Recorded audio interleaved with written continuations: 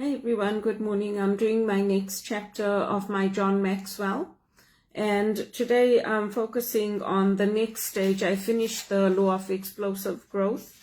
Today is the law of the legacy. So John Maxwell has 3 points that he's talking about in this. The first one is collecting souvenirs.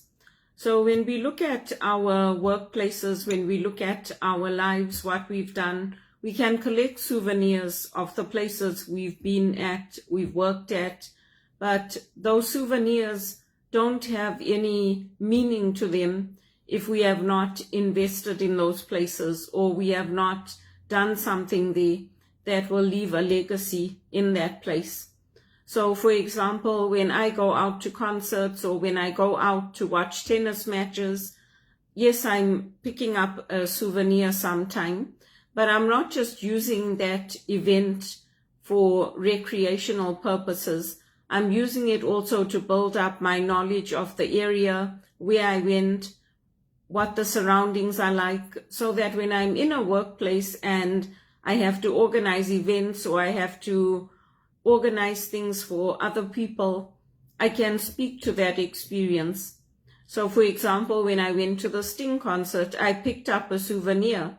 I will treasure that souvenir, but I will also remember what transportation I used to get there, how I got there, what was the area like, so that when I go into my roles as an executive assistant or in whatever job I'm doing, in the event that I do get asked to organize an event or asked to organize tickets to something, I know how to do it and I know how to go about it.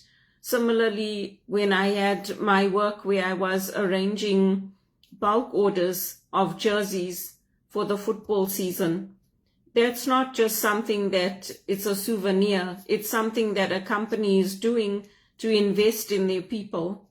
It's appreciation, it's recognition, it's rewards. So those are all skills that I can take with me into my next workplace. And it's something that new migrants can remember, because people think, oh yeah, they're just being so nice, but they're actually not. To them, that reward and that recognition, it's part of creating a culture in an organization. The second point is collecting trophies or awards. So in my placements, I often used to win Employee of the Month, or I would get special recognition at meetings to say that I had just come in as a contractor and I'd hit the ground running and I was doing an amazing job and they hoped to keep me. And that happened at many of the banks. It happened at BMO, it happened at RBC, it happened at some of the law firms I worked at, but unfortunately my reputation was spoiled.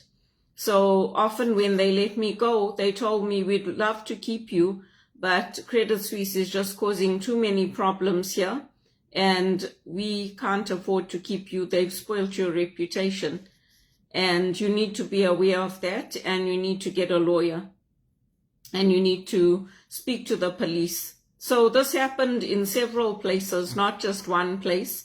And when I did try to call Credit Suisse to get hold of them to send emails, instead of them having a conversation with me, they sent a cease and desist.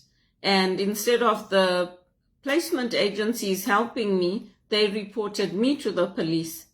So unfortunately, that didn't work out the way that it should have for me, because there's no point me winning Employee of the Month and recognition and being told that you're such an amazing contractor, we want to give you a 2-year contract or we want to make you permanent, and then not renewing it because of other people's impressions or what other people are saying, when I am there and I'm proving myself to you and I'm proving that I can do a job. Those rewards and those trophies and everything, they mean nothing if there's no legacy that goes with that. The trophies that mean something to us, like when I was in high school, I won trophies for my swimming, for my hockey, for netball. I won trophies. I treasure those. But there are good memories associated with those trophies. That recognition and that saying that, oh, she's an amazing contractor and we wish we could keep her, that means nothing if it doesn't materialize into something. And if it doesn't result in my life getting better. The company got better, but it didn't change anything for me. So I left a good legacy, but what does that benefit me? There has to be give and take. And then the final point, the third point that John Maxwell is bringing is the one I talked about, legacies. So legacies are left when we go on, whatever we are teaching our children, our nieces, our nephew, they are going to implement those things in their same families or their communities. They might leave here and go work in another country to have their family. They might stay in Canada but move to another province. So if we are teaching them not to keep in touch with their aunts, their uncles, not to invite them, not to include them, they're going to do that in their communities too. And the family unit will fall away, because then later on, when somebody dies or something happens, people feel like, well, what's that got to do with me? You weren't there when I needed you. So bury the person and let them go. It's now in the land of the living that we have to create our legacies and what we want to leave behind. What we're doing today is what will become the legacy for tomorrow. And if our legacy is that, oh, inherit the wind, and people are not going to be allowed to come up in life because we're single, and the married people are going to get the support, that's not fair to us. And the Catholic Church does that. It's always about the family, it's always about the children, but it's not just about the nuclear family. It includes aunts and uncles and godparents, and it includes everybody. Here in Canada, I had no support. So whatever decisions I made, I had to make on my own, whether it was to study or to travel or to go out and join networking groups, to join the HRPA. There was nobody to guide me or to help me. So I took the decisions on my own, and I made good decisions.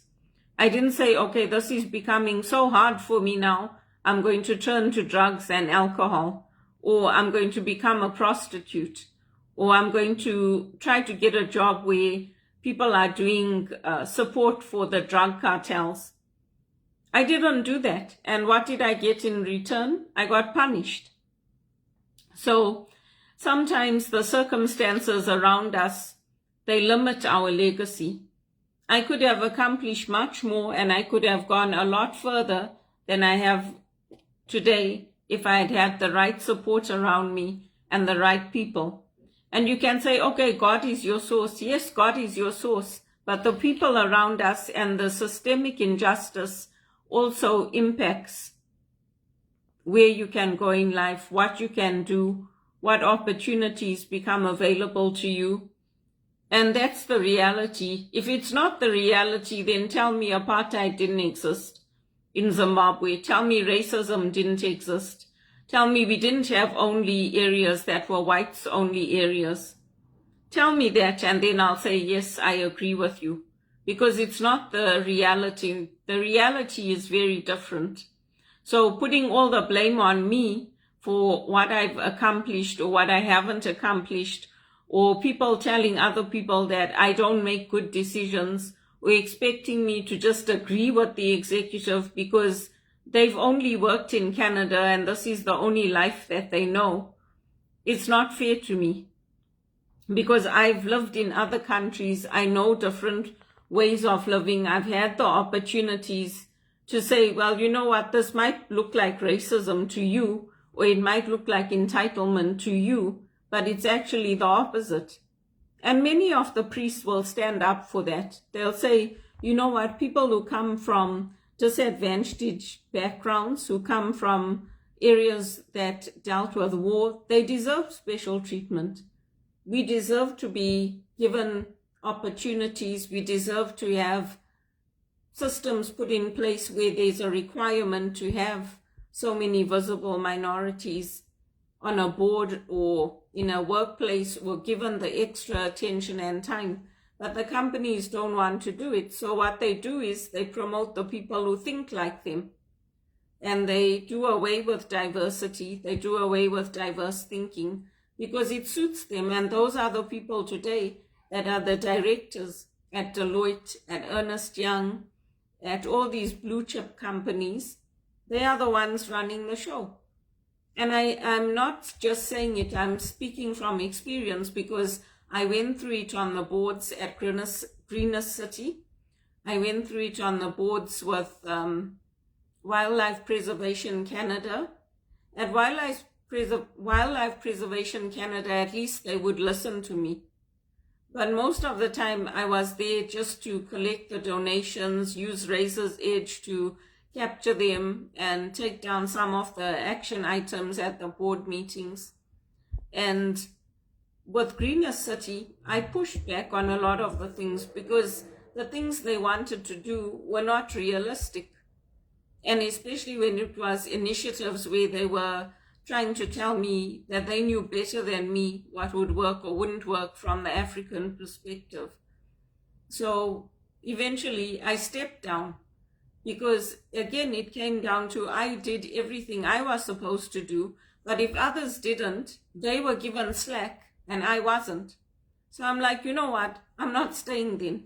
Because if I have a deadline or if I have something that I need to do, I also want that understanding. I also want that acknowledgement that, okay, you know what, things are difficult for Belinda this week, cut her some slack. And I stepped down, and all the other board members supported me because they're like, you know what, that's not on what happened there. It's better if you go now rather than staying and letting things get worse. So sometimes you have to make that decision and you have to know when to walk away from something. But we all leave a legacy wherever it is that we worked, wherever it is that we volunteered, whatever it is that we're passionate about. For example, my mother didn't like me putting hearts on Roger Federer's page. I never heard Roger complain about it once. I never heard Roger contact the police to say, oh, this woman is putting too many hearts on my page. In fact, when they had that Laver Cup, I'm the only person that his wife allowed to follow. I'm the only person that she let in to that account. So I just got tired of it because I don't tell my mother how to live her life. She's done a lot of things without me. She's been to a lot of places that she didn't even tell me she was going to. So they can't expect me to tell them where I'm going now because they did a lot without me. Even when she was staying with her now husband, I didn't know. I found out much, much later when they were about to get married that she was staying with him. So I don't owe anybody anything because they've set the example. If I want to move in with somebody, I'll do it and I'll live with them. And if I want to travel and go overseas, I'll do it. And if I want to put hearts on Roger Federer's page, I'll do it. And if Roger contacts me and wants to meet me or talk to me, I'll do that too. Because it's got nothing to do with them. Sometimes I phone my mother 20 times, she doesn't answer the phone. So I also don't answer now. We have formal relationships, so we message each other with my relatives. We set up a time to talk in case they have company. And if it's convenient, they let me know. If it's not convenient, then we organize it for another time. So you have to adjust because that's how life is in Canada. It's not like in Zimbabwe, everybody will answer the phone when you're calling. If it's a friend or a family member or whoever, they'll always answer the phone. So it's different here. So you have to adjust and you have to carry on. So this is today's chapter, and the question is, what legacy are you leaving behind? And injustice, especially systemic injustice, limits the legacy that we can leave. Some of us are not going to have anything to leave behind us in terms of material wealth. We won't have properties, we won't have cars, we won't have anything because the systems that have been set in place are systems designed to keep it that way. with the false marketing that you will rent and you will be happy. You will not own anything and you will be happy. Oh, who's happy? Nobody's happy. Nobody wants what they said we would want. And who did they think they were fooling with their great reset? They weren't fooling anyone.